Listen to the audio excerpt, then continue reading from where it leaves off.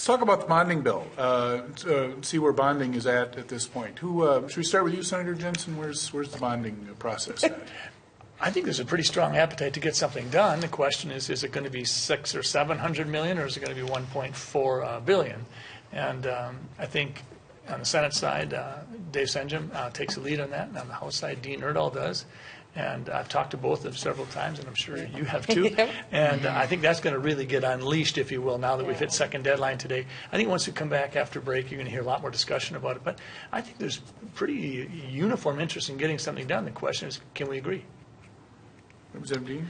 Well, I think one of the things that we really have to focus on is the tax bill, and that really needs to be accomplished. I would like to see that accomplished before the bonding bill is taken up. Simply because we can't leave that undone before we leave. And the governor, this will be his last bonding bill, and I'm sure he's got some things that he would like to do and see accomplished before he retires, and I think that's appropriate. And also the chairs in the House and Senate will be working together. And Tom Emmer said, he talks about the House and the Senate working together for bonding bills. And he said, it's a lot like my wife and I when we were talking about having kids. I wanted 2 kids, and she wanted 3 kids, so we compromised at 6.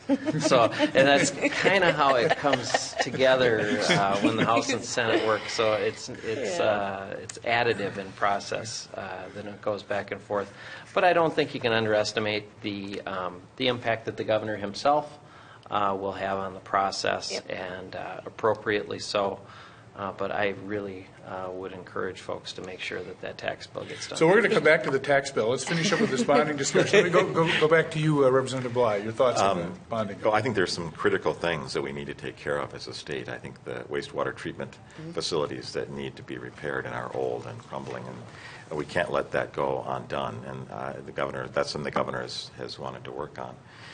Something I hear about from my constituents who are concerned about chemical health and mental health is we don't have enough beds or facilities where people who are in emergency can get help.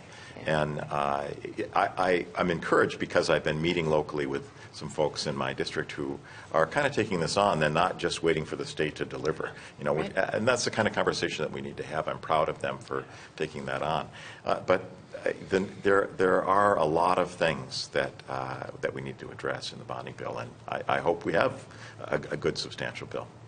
I was very pleased that Senator Senjum, who's the chair of it in the Senate, has a proposal for mental health beds, because it's a top priority for our counties, but it's also a top priority for Minnesotans. So we haven't had any hearings in the Senate on bonding.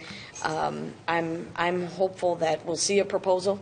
The governor had his out a long time ago, which his bonding bill is about 30,000 jobs, and we all want jobs here in Minnesota.